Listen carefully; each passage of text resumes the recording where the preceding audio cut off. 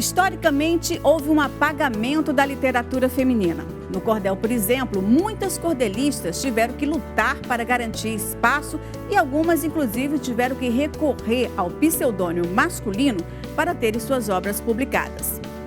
Atualmente, a produção de mulheres no cordel vem sendo fortalecida. No programa de hoje, você vai conhecer as lutas e conquistas do movimento de mulheres cordelistas. Afinal, o cordel é delas. Entra na roda com a gente.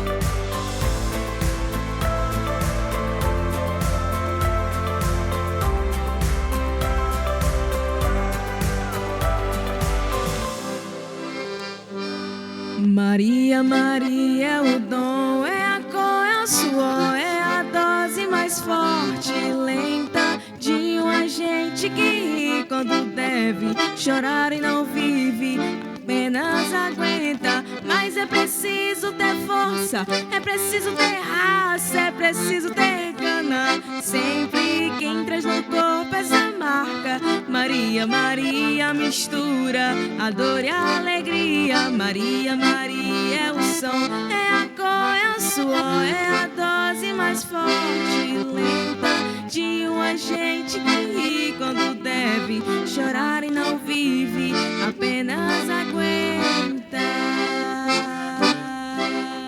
É isto! Olá! Está começando Roda de Mulheres. Seja bem-vinda, seja bem-vindo. Hoje tem muita rima e poesia para falar sobre luta, resistência e vitórias no cordel.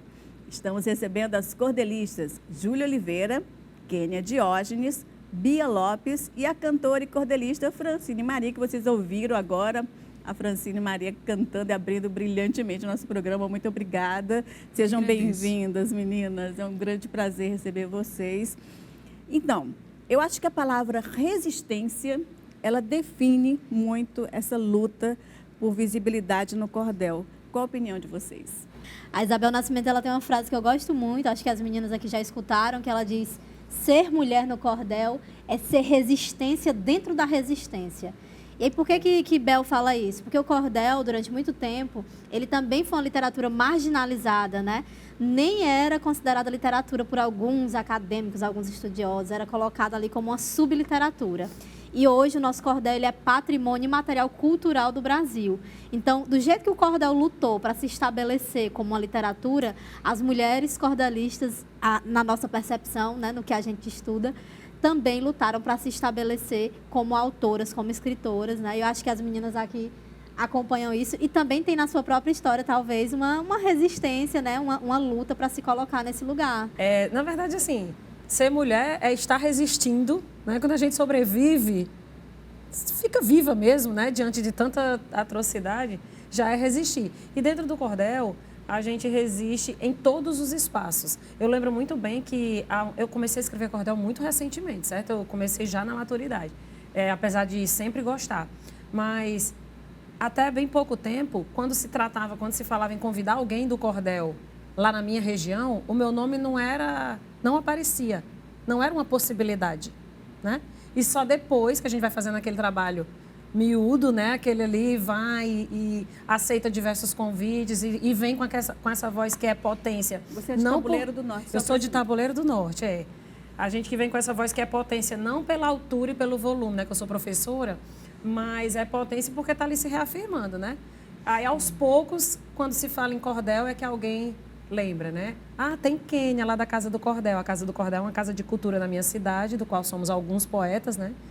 Que a gente compõe. Então, assim, é se colocando mesmo aos poucos e não desistindo, né? Essa luta, ela é árdua, mas tem que ser diária, não é assim?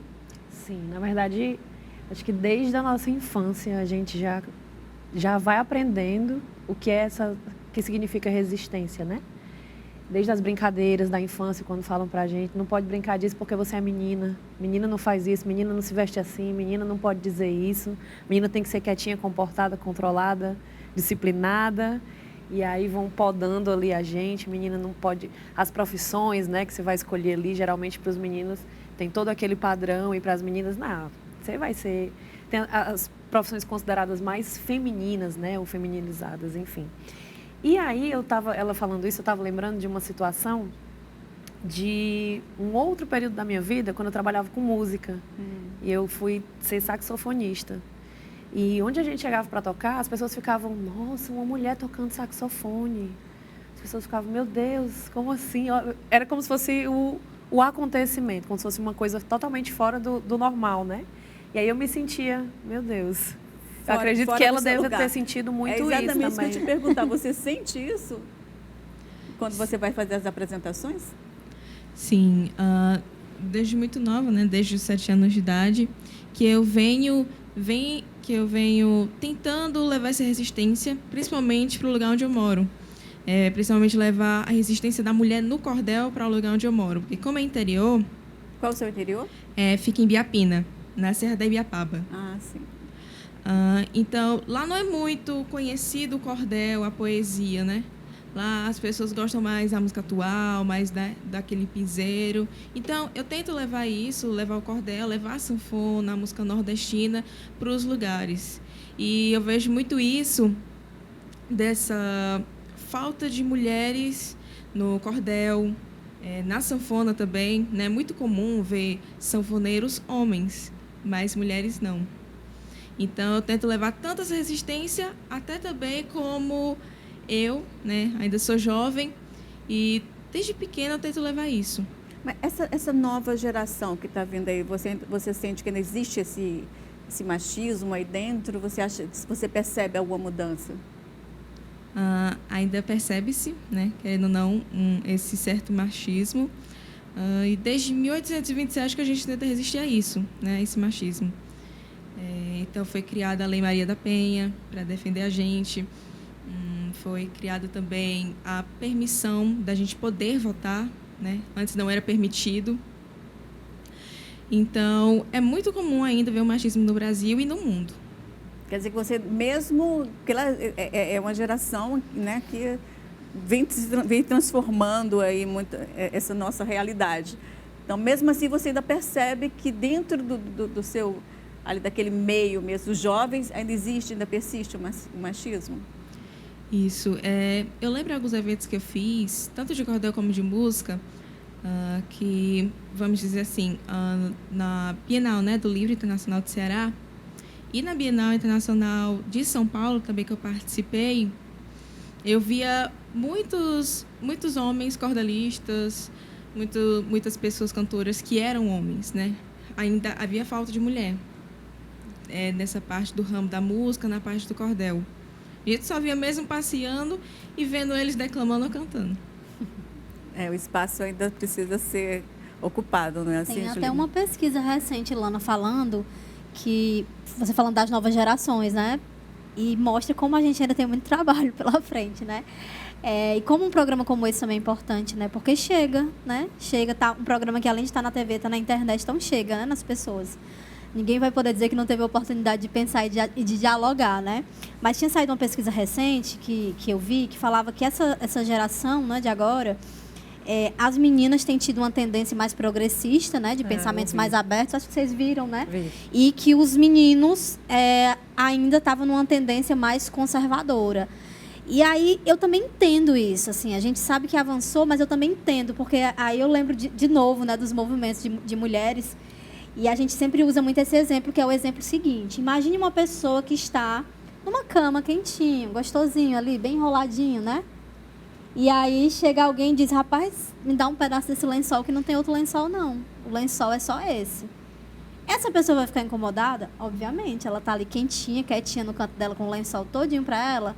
Então, é um pouco o que tem acontecido, porque a gente vive numa sociedade patriarcal, né? Pensada pelos homens para os homens. Então, na hora que chega uma ideia, né, progressista, uma ideia de transformação que diz, olha só, o lençol, entenda-se que o lençol é a sociedade, né? O mundo que a gente vive, que precisa dar para todo mundo, né? Cobrir todo mundo, né? Uhum. De maneira, não é igualitária, mas é equitativa, né? Existe uma diferença entre equidade e igualdade. Porque né? essa igualdade também é um tanto utópica, não existe, né? E nós não somos iguais, né? Porque, veja só, Até você é por mais isso. alta que eu, né? Eu sou baixinha. Se a gente botar um caixote aqui para ver uma coisa no muro, se o caixote for da mesma altura, pode ser que eu ainda não consiga ver do outro lado.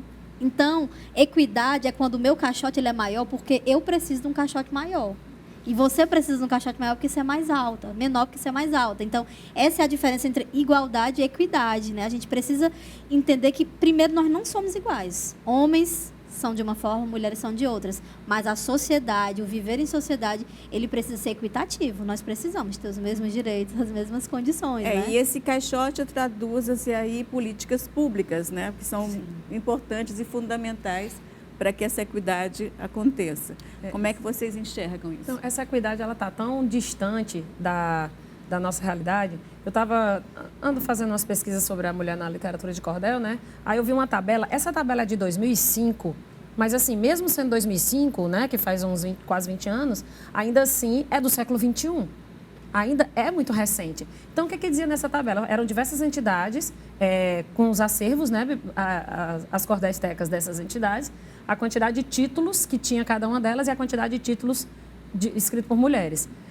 Quando eu vi essa tabela, eu fiquei tão assustada, porque a gente sabe que é desigual, né? Mas ver os números é muito brutal. E nessa tabela dizia assim, que, por exemplo, no acervo da Academia Brasileira de Literatura de Cordel, de 4.000 títulos, só tinham 6 títulos de autoria feminina. Nossa, né? é um número na Funarte, Fundação Nacional de Arte, no Rio de Janeiro, dos 6.000 títulos, só tinham 10 de autoria feminina. Como é que de 6.000 títulos, eu estou falando do século XXI, do qual as mulheres já começaram, desde a década de 70, a publicar com o seu próprio nome, né? Sem ser disfarçado. Desde a década de 70 que a gente publica, e somos muitas, né? Como a Júlia falava antes de começar o programa, e ainda assim, 10 de 6.000 títulos, sabe? Aí na Universidade Federal da Paraíba a mesma coisa, dos 4.000 títulos eram 18 ou 12, 15, enfim, não tinha nenhum que era acima de 30 títulos. É um absurdo isso. É demais. Nós eu fiz até uma brincadeira, não sei se você lembra da última vez que você esteve aqui no programa, que era exatamente, eu procurei no Google, Sim. nome de cordelistas. Apareceu um monte, não tinha um nome de mulher. Lembra disso? Sim. Então, assim, diz muito sobre a realidade, né, das cordelistas. Meu pai foi um dos maiores colecionadores de literatura de cordel. Eu estava comentando outro dia, a gente estava conversando sobre isso, que eu, muito pequena, lidava com aquela coleção, ia lá, olhava, escolhia alguns folhetos para ler e tudo, e não tinha aquela consciência de olhar a autoria, se era homem, se era mulher. Depois, com o passar do tempo, eu fui percebendo que todos aqueles folhetos, inclusive entre os meus preferidos da infância, os autores eram todos homens. Diante daquela coleção imensa, eu não encontrava um título escrito por uma mulher. Então, isso já mostra muita coisa. A nossa questão da mesa das mulheres, do espaço das mulheres lá na Bienal, enquanto toda a praça, todo o espaço voltado para os homens lá, gigantesco, e as mulheres ali, não... E o uma público, mesinha. meninas? O público de vocês é um público basicamente feminino? Me fala um pouco sobre isso. O meu especificamente são mulheres.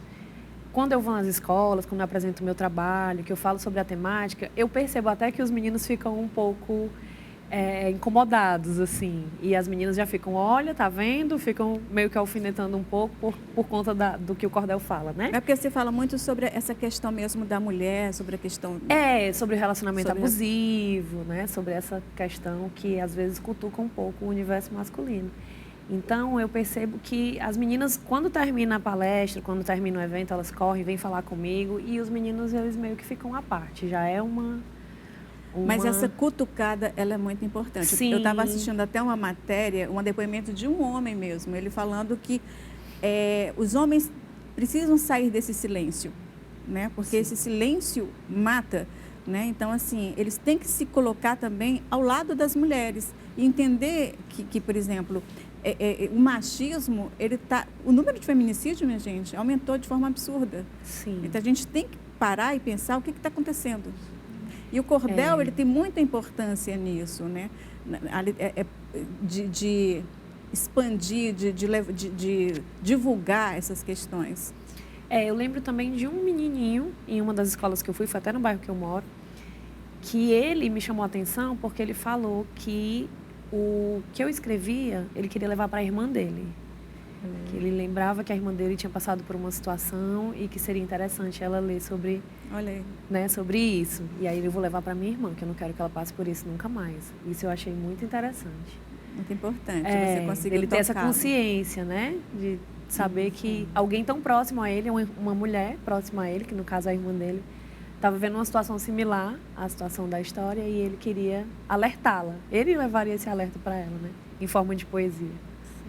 É verdade. Interessante você falando, né, sobre essa matéria que você viu, né? Porque o machismo, ele é péssimo para as mulheres, mas ele é péssimo para os homens também, né? Demais. É uma causa de adoecimento muito grande dos homens. Tem um documentário incrível, que eu acho que, inclusive, devia passar assim, em praça pública. Chama O Silêncio dos Homens. Esse documentário começa com a seguinte pergunta: o que é ser homem para você? Homens de diversas classes sociais, de diversas etnias, tentando responder essa pergunta. E aí muitos vão dizer que ser homem é ser forte, é não chorar, né? Imagina você carregar esse peso de não poder se abrir, né? De não poder dizer, né, o que você sente, fracassar, né? Fraquejar. Então, o machismo, essa performance, né, do homem, né, que é fechado, que não se abre, que manda, né, que não respeita o diálogo, é péssima para os homens também. Tem sido uma causa de adoecimento muito grande também para os homens, né? E quando você fala do público, Lana, eu acho que o meu público, ele tem bastante mulher, sim, se a gente for pegar né, em números, mas eu até acho que ainda é equilibrado o meu público pelo seguinte: eu começo a escrever criança, e quando eu era criança, eu sempre estava nos eventos que só tinha homens, né? Então, tem muitos homens que acompanharam essa trajetória da Julie criança para a Julie mulher, né? Tanto que o feminismo, as lutas, né, dentro da minha escrita, ela começa a entrar no cordel já assim, de uns 10 anos para cá, né? De 2015 para cá, né? Então, assim, eu acho que hoje assim, a gente consegue abraçar os dois públicos, mas se for colocar em números, certamente acho que as mulheres é que chegam mais próximo, porque tem esse interesse, né, de mudar e de chegar junto na causa mesmo. Você está né? falando um pouco a respeito delas. Mas tem as lutas na Meninas, mas também tem as conquistas. Mas isso a gente vai ver no próximo bloco. Voltamos já já.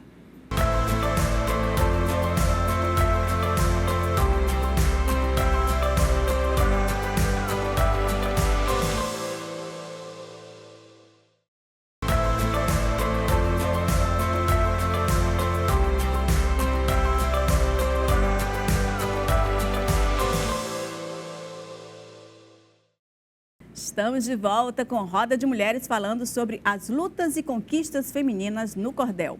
E vamos abrir este bloco com o depoimento da Isabel Nascimento, presidenta fundadora da Academia Sergipana de Cordel. Ela está no lugar de fala.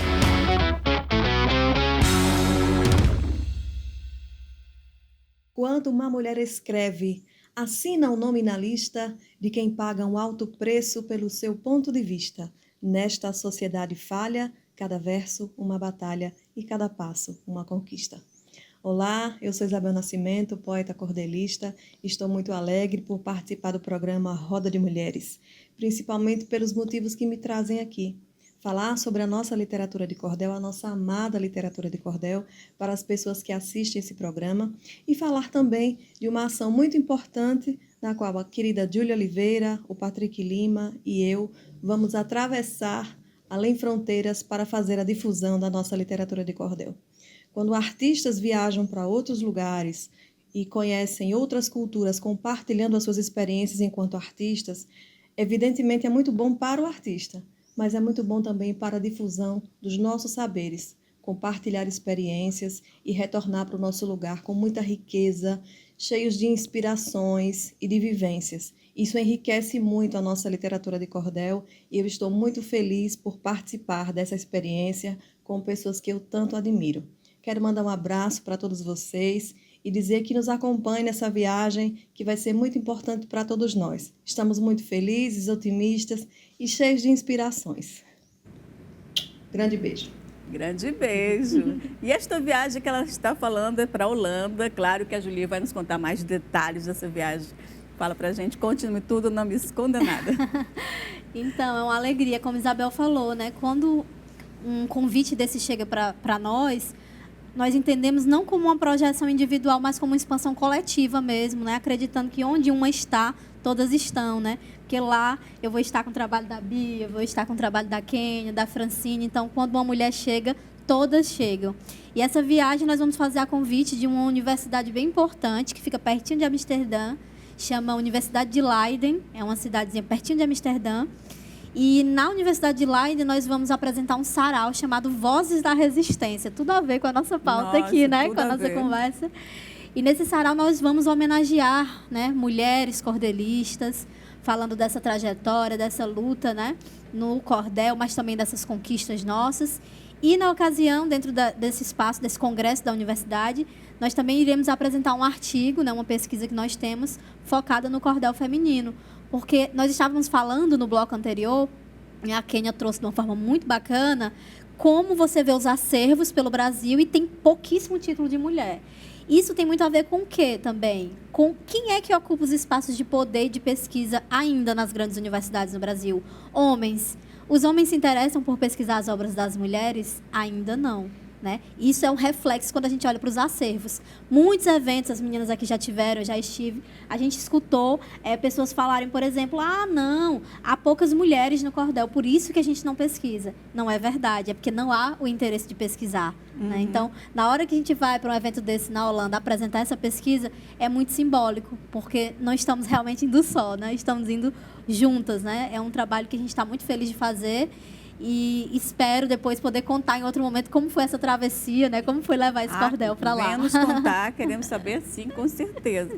E o cordel no mundo, como é que ele é visto? Existe alguma pesquisa, alguma coisa para saber como é essa difusão? Bom, vou falar uma coisa que algumas pessoas ficam um pouco até chocadas quando a gente conta. A maior biblioteca de cordel do mundo, ela não fica no Brasil. Ela fica na França, né? Na Universidade de Poitiers, chama Acervo Raymond Cantel. E eu acho isso muito preocupante, gente. Como que o cordel, né, com a sua força, com a sua potência, é escrito da forma que ele é só no Brasil. Ele não tem o mesmo reconhecimento, o mesmo cuidado pelas nossas instituições brasileiras. Né? Concurso Nacional de Literatura de Cordel ligado ao Ministério da Cultura, a gente teve há muitos anos, acho que 2003, né? Eu era criança quando participei, 2003, 2009, acho que 2009. Então, a gente tem, infelizmente, muito mais as instituições de fora pesquisando, interessadas e investindo no nosso cordel do que as instituições brasileiras. A gente não fala isso com alegria, com orgulho, mas é uma realidade, nem né? dá para falar com alegria, né? Porque realmente... É uma realidade. A gente estava vendo a Isabel e lembrei que ela foi protagonista de uma situação muito, né, emblemática, inclusive de uma live que ela participou e que ela passou por questões machistas. Ali dali surgiu o movimento. Queria que vocês falassem um pouco a respeito sobre esse movimento do Cordel Sem Machismo. Bom, eu faço parte do grupo, né? Foram 10 mulheres que fundaram esse movimento. E Isabel estava participando de um evento online, um congresso. E durante essa fala, Isabel é pedido pelo apresentador que ela mencione o que é que ela acha, se há uma desigualdade de gênero no cordel, se existe um machismo no cordel. E ela traz, a partir do seu lugar de fala, né, um depoimento, situações, e imediatamente começa a ser atacada nos comentários. Né? Uma figura masculina começa a dizer que não é bem assim, que não existe isso, que na poesia não tem isso, que o cordel é um espaço igualitário, enfim, uma fanfic, né? Como diz os jovens, assim, na cabeça dele. Eu queria viver naquele lugar dos comentários que ele diz, né? Eu que escrevo cordel há 20 anos, eu fiquei, gente, como assim? Então, foi uma violência, né? Porque quando a gente fala em violência, a gente lembra muito da violência física, né? Mas isso também é uma violência, né? Quando você desacredita a fala de uma pessoa, né? Você invalida, você quer diminuir, né, o trabalho de uma pessoa, isso também é uma violência. E aí a gente pensou, gente, isso sempre acontece, mas agora aconteceu perante todas as pessoas, está gravado, né? Numa live, foi filmado. Mas não dá mais para a gente não chamar a sociedade para conversar sobre o machismo, né? Sobre esse câncer mesmo, porque o machismo ele mata, né? Ele mata quem pratica, né? E quem é vítima, né? E aí nós montamos, escrevemos uma nota de repúdio, né? 10 mulheres, né, escreveram uma nota de repúdio ao ato que tinha acontecido. Essa nota de repúdio ela ganhou uma amplitude tão grande que mais de 60 coletivos brasileiros, e não só coletivos de mulheres, mas variados coletivos, né, dentre esses 60, assinaram. E o que era apenas uma nota de repúdio se tornou um movimento, porque a gente entendeu que precisava existir algo que permanentemente estivesse discutindo o machismo. Então, esse movimento gerou clube de leitura, grupos de pesquisa. E foi de repercussão nacional, né? Tivemos grandes mulheres que para a gente são representativas, como Monja Cohen, Maria da Penha, postando foto, né, com a hashtag do Movimento Cordel Sem Machismo. Então, foi ali uma fagulha, né, que incendiou um pouco ali o parquinho, né, de determinados confortos para dizer, vamos conversar, né, tá desconfortável para as mulheres, vamos pensar como a gente pode mudar essa situação. Então, Mas foi isso. esse movimento também foi que descobriu aí o número de mulheres que tinha espalhado aí pelo mundo? O movimento Cordel Sem Machismo, na verdade, ele jogou luz sobre essas mulheres, né? Quando a gente lança a nota de repúdio, as mulheres começam a se aproximar e dizer, aqui no meu estado é do mesmo jeito. Mulher do Amazonas, mulher do Rio Grande do Sul. Então, aquele pessoal que tinha aquela falácia, aquele discurso de que nós éramos poucas, tiveram que ficar calados. Porque viram que, menino, tá brotando mulher cordelista, né? Sempre existiram, né? E é engraçado que, assim, os cordelistas, os homens, eles se colocam numa posição de não machistas, né? Levantam a bandeira do não machismo muito rapidamente, em qualquer ocasião, quando são questionados, ou em qualquer ocasião, mesmo sem serem questionados, eles já levantam essa bandeira. E o que me assusta é a incapacidade de perceber, né?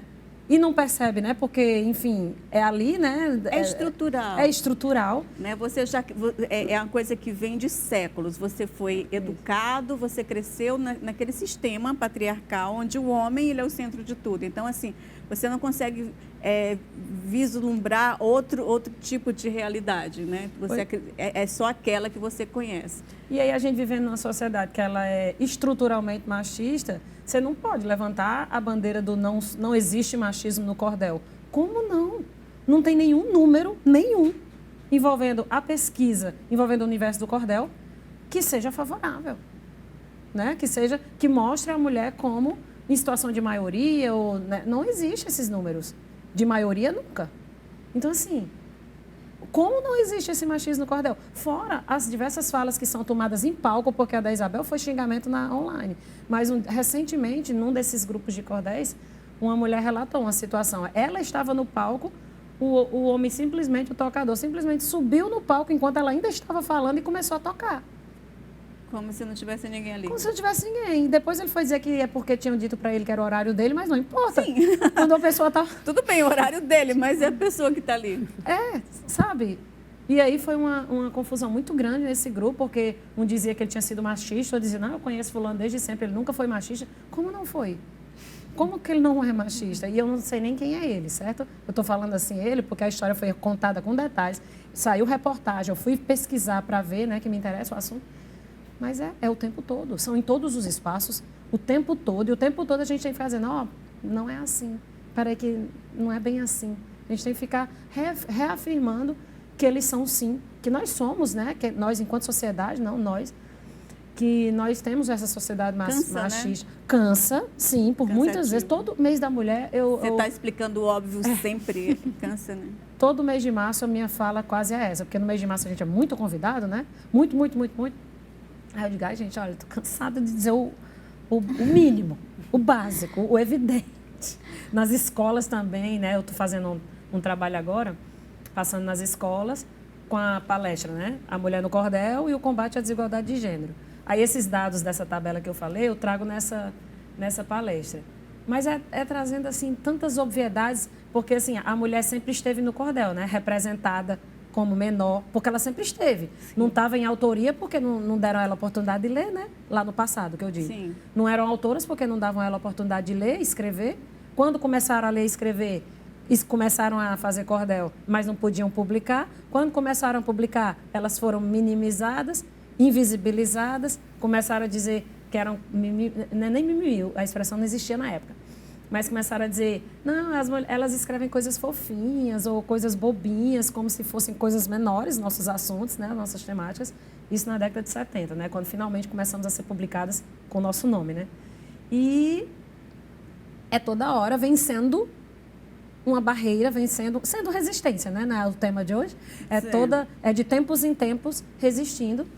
E a nossa maior resistência é ter que estar dizendo todo o tempo, não, sim, somos machistas e assim, só assumindo que a gente muda. Precisamos assumir, né, que dentro da estrutura Movimento do Cordel existe e muito, Esse aí- machismo, ele também ele é propagado pelas mulheres também, né? A gente Sim, tem que sim. reconhecer isso, porque tem muito em nós mulheres, exatamente por ser essa coisa estrutural, está dentro de nós também. É um uma comportamento, desconstrução. né? Que Exato. o machismo, ele é um comportamento. Mas uma coisa muito interessante, a Daniela Bento, que é até uma cordelista também, que está até aqui um livro dela, do nosso selo, né? Também faz parte dos grupos com a gente. A Daniela Bento, que também é estudiosa, né? Dessa questão do machismo, das militâncias, ela me falou uma coisa uma vez, Ilana, muito legal sobre isso, e acho até importante falar. Quando a gente está discutindo o comportamento machista, né, que está presente nos homens e nas mulheres pela nossa educação, e é um comportamento, a gente pode dizer que uma mulher ela tem comportamentos machistas. A gente não pode dizer que a mulher é machista. Por quê? Porque a mulher não se beneficia do machismo. Isso. Então, o machismo, ele é um comportamento, mas assim, o homem, ele se beneficia do machismo. E a mulher não, ao contrário. Sofre então, com ele. a mulher, mesmo aquela É que tem vítima dele. mesmo aquela que tem o comportamento machista, ela ainda não entendeu que ela está sofrendo com o próprio Júlia, eu comportamento. diria né? nem mesmo essa, eu diria que é quase principalmente essa. Porque a gente, de alguma maneira, quando começa a debater, a discutir, começa a se enxergar, aí a gente começa a transformar a nossa própria realidade, né? Essas que reproduzem de forma muito veemente os machismos que estão aí, eu acredito que são talvez as principais vítimas, né? Porque não Percebe, conseguiram ainda perceber, né? Perceber. A própria realidade, né? Perceber. E aí- hoje a gente tem uma missão aqui muito, hoje na atualidade, né? Que a gente basicamente sai daquela figura da mulher que era representada, só representada ali na literatura de cordel, como a princesinha que precisava ser salva, né? Ou como a mulher ridicularizada, era a sogra que era assim, ou era a mulher que era criticada pela ausência de beleza, como se narravam muito. Essas personagens assim que não nos Caricatas, representam, né? muito caricatas e que não nos representam. E aí a gente vem para esse protagonismo hoje, que é... Você falou de uma outra luta também, né? Que é essa Sim. questão de como a mulher ela é retratada nos cordéis, né? Sim. Porque É um dos principais é outra temas, mas é coisa- sempre colocada na visão do homem. Né? A que é outra forma coisa que tem que ser desconstruída, né? desconstruída totalmente. Inclusive, tem uma pesquisa científica que, eu até esqueci quem é a autoria agora, mas eles vão fazer essa divisão, que são três tipos de mulheres representadas no cordel, né? A mulher bendita, que é a princesinha, ou a dona de casa, a mulher que obedece ao marido, ou a mulher muito cristã, né? Fervorosa na fé, enfim, essa que não rompe, né? Com nenhuma estrutura. A mulher propriedade, que está sempre lá, né? Nós sabemos muito bem o que é uma mulher propriedade, né? Somos tratadas como mulher propriedade o tempo todo, seja pelos companheiros, seja por essa própria sociedade que nos acha que nós somos, né, objeto de... E o terceiro grupo são as mulheres malditas, né? Aí quando eu vou dar minha palestra, eu até digo, quem são as mulheres malditas, gente, nas histórias? Somos nós mesmos, nós sou hoje, eu. né? Né? E aqui nesse Somos caso... as bruxas do nós passado, né? quatro. Hoje, Kênia. As mulheres malditas, por quê? Só Porque que as não dá... fogueiras são virtuais agora, né, Kênia? Estão isso. queimando a gente online. Online, exatamente. E somos malditas porque rompemos, né? Romperam no passado, outras que vieram antes de nós, e aí a gente segue rompendo, e é nesse sentido que a gente...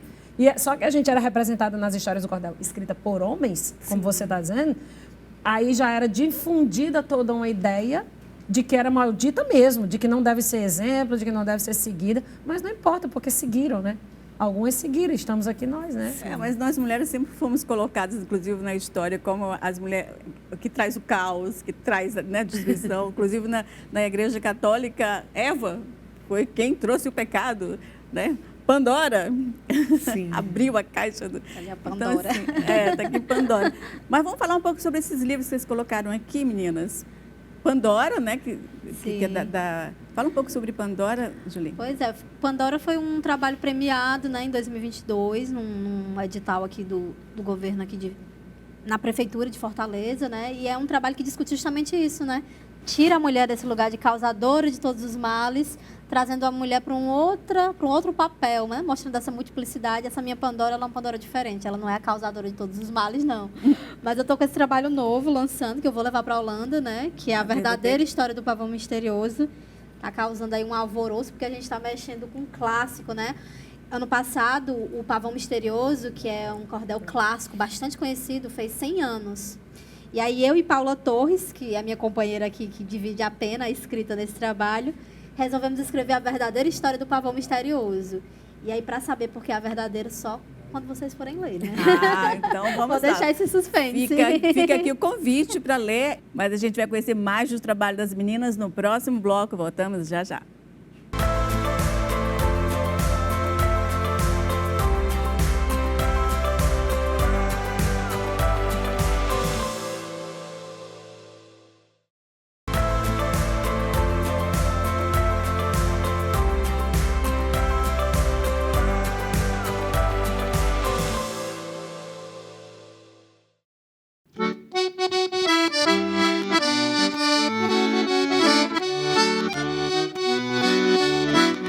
Simbora com muito forró. O Nordeste é arretado, tem água que vem lá do pote, tem o chachado, forró e baião, e o pé de serra sanfonado. E no desses está perto, me deu teu coração com um cheiro no cangote. Me amarrei a ti e joguei a chave no meio da multidão. Vamos dançar agarradinho, até o sol raiar. Lá, lá, lá, lá, lá, vamos dançar agarradinho até o sol raiar. Vamos dançar agarradinho, até o sol raiar. Vamos dançar agarradinho até o sol raiar. Oi, já!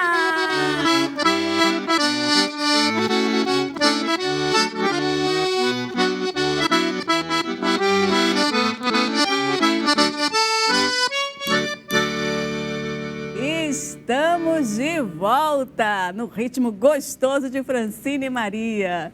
Que lindo, Francine. Muito obrigada. Você começou cedinho, né? Com 7 anos de idade. Como é que você descobriu aí o cordel, a sanfona? Eu iniciei o cordel. Eu tinha criado um canal no YouTube, onde eu decidi fazer alguns vídeos declamando poemas. Mas antes disso, quem me descobriu no cordel foi a tia Rosa Moreno, isso. Que ela foi fazer um evento, né, na minha cidade de Biapina. Que é escritora. Isso. Ela fez um evento lá de poetas cearenses, se eu não me engano. Terceiro encontro de poetas cearenses. E, nessa época, eu nunca tinha me apresentado em lugar nenhum, né? Ia ser minha primeira apresentação e eu nem sabia. Simplesmente, meus pais eram assim, vai ter um evento de cordel, de poesia, né? Bem interessante, lá no centro, né? Vamos lá. E eu, como já lia, eu tinha um livrinho do Patativa da Saré, né? E aí eu lia os cordéis dele, os poemas dele. Eu achava bastante interessante porque eu tinha facilidade de memorizar, né, os poemas dele. Uhum. Então, minha família foi lá e disse assim, tu vai declamar agora um poema do Patativa da Saré. E eu nunca tinha me apresentado, mas eu não queria, né? Mas eu fui lá, me apresentei, foi minha primeira vez. E aí, depois disso, eu descobri que eu tinha uma paixão pelo cordel, eu tinha uma paixão pela poesia e fui atrás demais. Então, eu conheci as poesias de Braulio Bessa, eu conheci, né, o tio Rochinaldo Rinaré, onde no canal do YouTube eu gravava vídeos declamando Estatuto da Criança e do Adolescente, declamava poemas também sobre paradoxo, vários poeminhas, né, mais assim na minha idade. Sim. Aí depois, acho que foi em 2017, eu fui convidada para participar do selo Unicef. E aí foi meu primeiro evento com muita gente, que era mais de 5.000 pessoas ao lado do Camilo Santana. Nossa. E logo depois eu fui convidada para participar da Bienal Internacional do Livro do Ceará, onde eu conheci o tio Rochinaldo Rinaré pessoalmente. Não lembro se eu tinha conhecido você na época. Eu já tinha conhecido em 2017? Acho que sim. Tio Rochinaldo Rinaré é meu pai, que ela fala. Olha!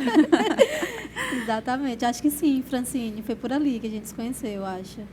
Aí conheci outros cordelistas também. Conheci a tia Ivonete também, que é uma cordelista mulher. Conheci o tio Nonato.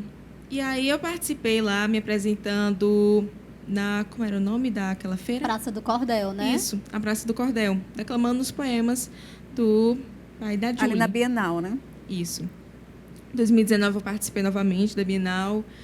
E a música, agora falando da música, eu comecei com 8 anos de idade, que foi com violão. assim, ninguém da minha família tem relação com a música, né? Nenhum deles toca. Meu pai é professor, minha mãe é psicopedagoga. Mas meu irmão tinha um violão, só que ficava guardado. Ele não tocava por conta que ele fazia faculdade. Então, o que é que eu fiz? Vou brincar aqui, vou pegar esse violão e vou ver o que é que eu posso fazer. Aí eu tentei aprender algumas músicas pelo YouTube, pelo Cifra Club. E meio que deu certo, né? Virou uma multi-instrumentista, né? Você toca vários instrumentos, não é isso? Eu gostei, né, de ter tocado violão e disse assim: mãe, pai, eu quero tocar, né? Eu quero viver da música agora, além da poesia. Aí a gente foi conseguindo comprar alguns instrumentos aos poucos com o nosso dinheiro que eu ia arrecadando dos eventos que eu fazia. Então, eu fui comprando teclado, fui comprando pandeiro, e a sanfona veio com 11 anos de idade. Então, eu sempre fui muito curiosa para descobrir coisas novas, né? Essa sanfona aqui, eu tinha outra sanfona, uma menorzinha, de 80 baixos, e essa aqui foi uma nova conquista, querendo ou não, do ano passado, que eu consegui. É uma sanfona bem melhor, um Scandale de 120 baixos. Então, eu estou sempre querendo descobrir coisas novas, tanto na música como no cordel. Eu também me interesso muito por astronomia. São quantos instrumentos que você toca? São 19 instrumentos. Muito bem. Eu queria saber. Queria pelo menos violão, não é? Meu Deus. Qualquer... Um triângulozinho, não era quem? A gente... Francine, você vai dar uma palhinha pra gente aí de uma música sua, pode ser? Pode ser. Essa que eu cantei agora é uma música minha, né, que se chama Nordeste Arretado. Sim. E essa agora vai ser? Vou cantar Só Preciso de Você. Estamos Que, aqui. inclusive, eu escrevi ela quando eu fui pela primeira vez no cinema, né? Eu nunca tinha ido no cinema, e eu fui pela primeira vez assistir um filme. Só que acabou que o filme não dava para ser assistido, a gente teve que assistir um filme infantil. E aí eu tive essa ideia para essa música. Quando eu te conheci, me enganei no seu olhar. Nosso amor então nasceu como a flor a desabrochar. Você não me vê do jeito que eu sou, mas o meu amor te fez enxergar. Eu não preciso de mais ninguém, só preciso de você, só preciso de você, aqui pertinho de mim. Eu não preciso de mais ninguém, só preciso de você, só preciso de você, aqui pertinho de mim.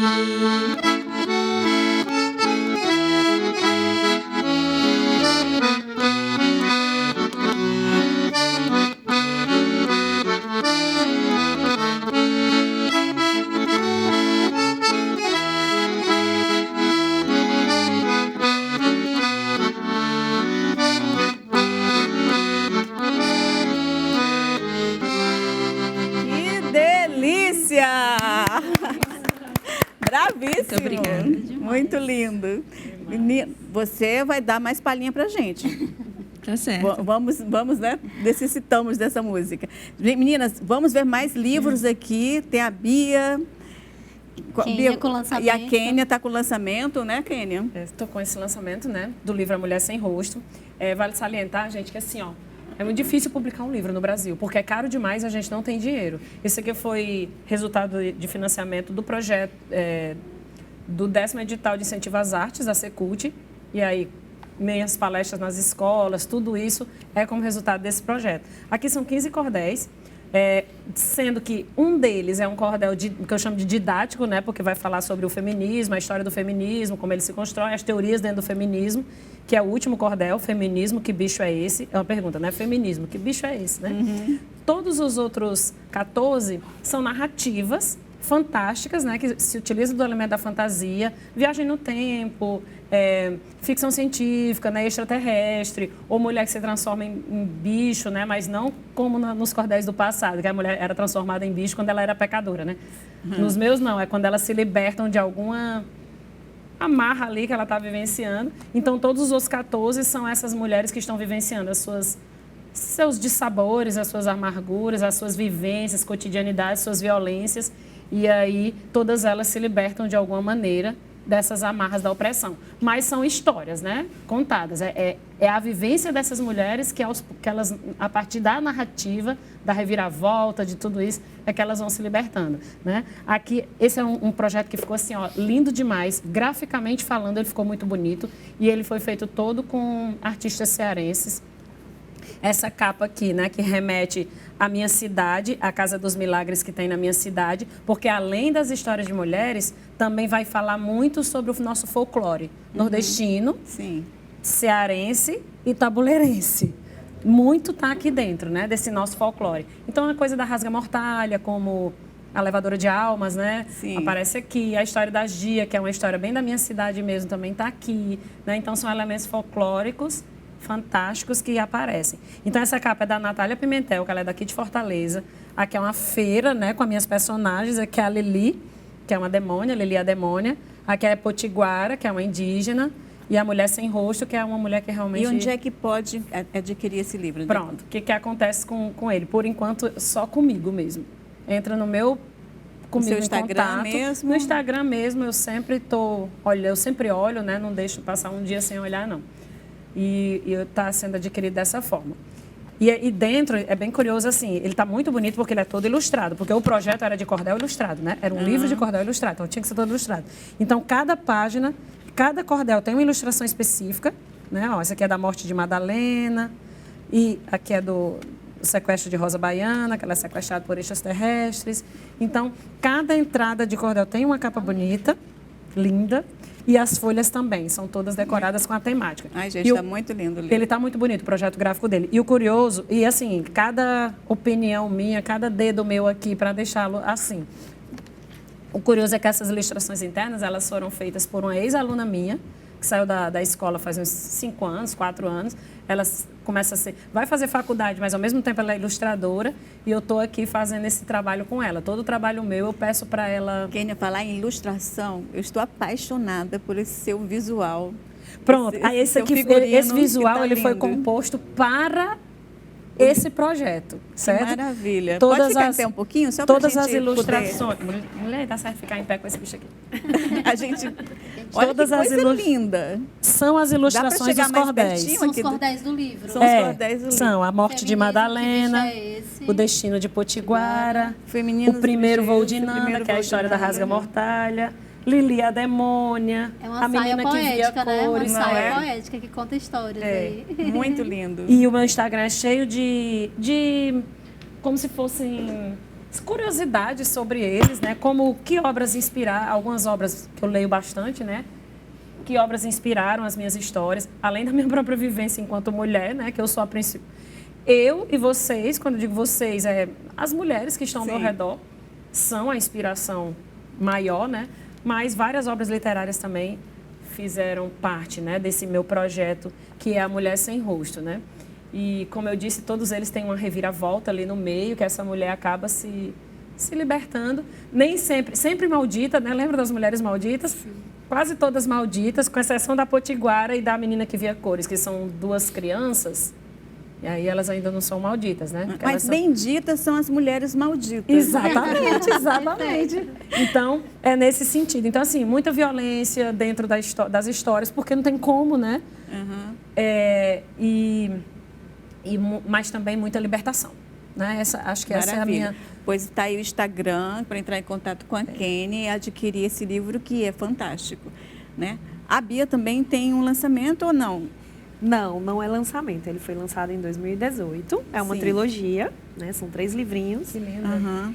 E a origem da ideia principal dessa história aqui da personagem Ana Lísias, é a protagonista dessa história, nessas histórias, são as mulheres que liam meu blog. Eu tenho um blog, Conversa de Gente Fina, e o público do blog é totalmente feminino. Sim. E essas meninas entravam em contato comigo, eu publicava poesia, né? Publicava sobre relacionamento, sobre cotidiano.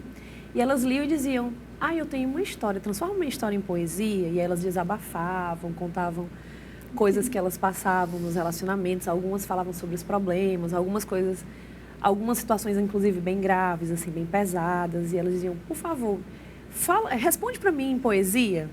E isso tornou uma rotina dentro do blog, né? Então, eu criava os textos, né? Produzia as imagens e tudo, e aí publicava a resposta para elas.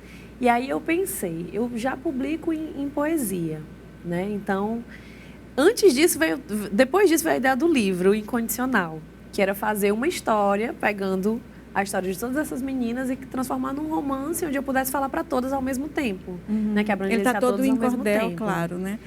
Isso, ele está todo em cordel. A primeira ideia seria fazer um romance, né, em prosa. E aí eu pensei, vou transformar primeiro em cordel, que é algo que eu já amo, que é o universo, que eu já venho nesse universo por conta do meu pai, que era um grande pesquisador da literatura de cordel, Ribamar Lopes. Então, eu transformei a ideia de criar esse texto, esse romance primeiro pro Tem algum trechinho cordel. só para dar assim, um aperitivozinho? Tem. Antes de ler o trecho, só explicar um pouco a trajetória da Ana. A Ana, ela tem uma questão que ela é muito popular, ela é muito animada, ela é muito alegre, mas ela tem uma questão. Ela é muito cobrada para ter um par, para ter um companheiro, né? E ela se sente, ela começa a procurar por essa pessoa, entra em aplicativos de relacionamento e vai a todos os lugares, e ela fica tão obstinada, tão obcecada por essa ideia, que qualquer pessoa que se torne simpática, que dê um pouco mais de atenção a ela acha que tá dando cartaz. E aí ela começa a se envolver numa série de desventuras por conta dessa busca por esse relacionamento, até que ela conhece o Leonardo, né? Que dá certo, entre aspas, porque aí ela se mete, depois ela percebe que está num relacionamento abusivo. Então ela vive aquela fase da paixão, né? Que ela não percebe os sinais, mas em seguida ela sofre algumas violências, não chega na violência física, mas chega na questão psicológica. E aí Começa sempre por ela, né? E aí ela rompe esse relacionamento, mas ela vai automaticamente para o fundo do poço, porque ela tá com aquele vazio, né? Ela buscava muito uma coisa, ela achou que tinha encontrado, de repente ela precisou se colocar um fim, e aí ela começa a se questionar, por que que deu errado, por que que não dá certo comigo, para todo mundo dá certo, menos comigo, e aí vai para aquela luta, para que ela entre em depressão e vai para aqueles grandes questionamentos, e depois ela renasce, ela supera essa fase de depressão e ela vai perceber, não, o problema não sou eu. O problema é que eu estava procurando onde não tinha que procurar, né? E as respostas estão dentro de mim. E aí ela renasce, se reencontra com ela mesma, se reconecta. Então eu vou ler um trechinho aqui do primeiro, que é essa Ana que está em busca do amor, né? Ana era conhecida pela sua simpatia. Por onde ela passava, sempre espalhava alegria. Tinha amor no coração e estendia a sua mão se alguém lhe recorria. Tinha diversos amigos, era muito popular. Julgava ter muita sorte por conseguir cultivar as amizades leais com pessoas tão legais com quem podia contar. Apesar de tudo isso, alguma coisa faltava e em seu cotidiano algo não a completava. Mas ainda assim seguia, nos seus sonhos insistia e nele se sustentava. Do que Ana sentia falta era de uma companhia, de alguém que ao seu lado estivesse no dia a dia, que fizesse a diferença e mantivesse a presença na tristeza e na alegria. Ana vivia procurando e não conseguia encontrar. O que mais ela sentia era algo a lhe faltar. Por mais que ela tentasse e tanto se esforçasse, não via nada mudar. Então ela seguia nessa busca, né, incessante de encontrar alguém, e aí vai contando as histórias aqui de pequenos encontros ou algo que ela marcava, e aí a pessoa desmarcava com ela, ela já ficava ali no desespero. Para conhecer essa história todinha, Bia, como é que faz? Tem que ser comigo. Então, procura Instagram também? Pode falar comigo no Instagram também. Pronto, perfeito. Meninas, infelizmente, nosso tempinho já acabou, mas aqui Tudo tem bem? histórias para outros programas, né? Com Sim, certeza. sim. Então, assim, sucesso no trabalho de vocês, que é Muito belíssimo, que é admirável, né? Que vocês consigam o espaço que vocês merecem. Quando voltar da Holanda, você conte no estudo, vamos acompanhar Tá bom? A gente vai ficando por aqui, nós estamos encerrando mais um Roda de Mulheres. Muito obrigada pela sua audiência e lembrando que os quadros em exposição são das artistas plásticas Nívia Castro e Solana Salmer. Vocês podem conhecer melhor o trabalho das artistas acessando as redes sociais. E se você perdeu parte da nossa conversa, dessa conversa assim, super inspiradora, não tem problema, é só acessar a Roda de Mulheres na playlist da TVC no YouTube. Eu vejo você na próxima semana, porque ficamos agora com Francine Maria. Super beijo, até a próxima. Mama África, a minha mãe é mãe solteira e tem que fazer mamadeira todo dia, além de trabalhar como empacotadeira na Casas Bahia. Mama África tem tanto que fazer, além de cuidar neném, além de fazer dengue. Filhinho tem que entender, Mama África vai e vem, mas não se afasta de você. Mama África, a minha mãe é mãe solteira e tem que fazer mamadeira todo dia, além de trabalhar como empacotadeira na Casas Bahia. Mama África, a minha mãe é mãe solteira e tem que fazer mamadeira todo dia, além de trabalhar como empacotadeira na